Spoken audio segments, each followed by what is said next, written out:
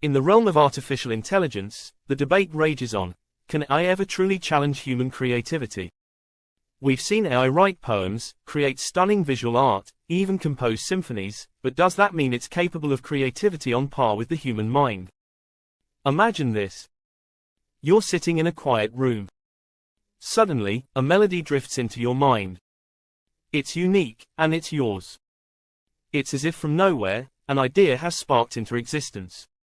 This is the human brain at work, millions of neurons firing, building connections between ideas, memories, and experiences.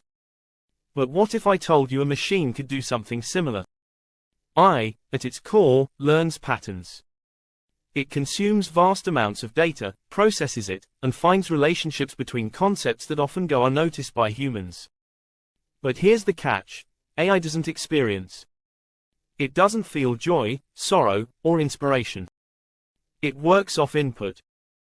It's a reflection of the data it was fed. But the spark, the drive to create something new, comes from us. Or does it? Neuroscientists have been studying creativity for decades, trying to pinpoint exactly where in the brain creativity happens. The prefrontal cortex, responsible for decision-making and planning, plays a role, but it's the more diffuse brain networks, like the default mode network, that seem to give birth to creative thoughts. This network lights up when we're daydreaming, brainstorming, or imagining something out of thin air. But what does AI use? It doesn't have a brain.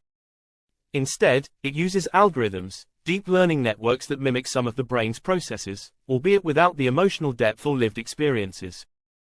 These networks, like our brains, seek patterns, connecting dots in ways that often surprise us. But it's important to remember, AI's creativity is derivative.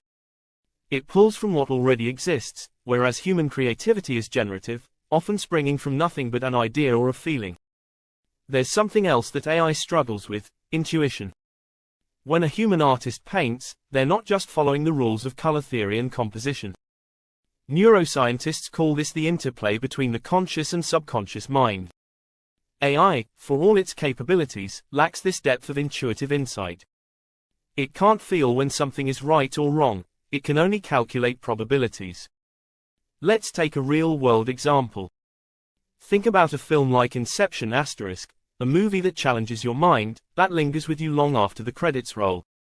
The human experience that makes Inception so compelling. But let's not dismiss AI too quickly. That's because AI doesn't have the same mental blocks or creative biases that humans do.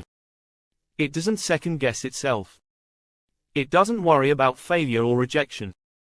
In that sense, AI's creativity can sometimes feel refreshingly bold and boundary-pushing, exactly because it isn't burdened by the same emotions or experiences we are. However, while AI can take us in exciting new directions, there's a fundamental difference between what it does and what we, as humans, do. Every brushstroke, every note played, every word written is a reflection of us*, of who we are and what we feel. AI, for all its brilliance, lacks that emotional core. So, the question isn't whether AI can challenge human creativity. It already has, and in some ways, it surpasses us. The real question is, does AI understand why it's being creative? Or is it simply following a series of instructions without truly grasping the beauty of what it's making?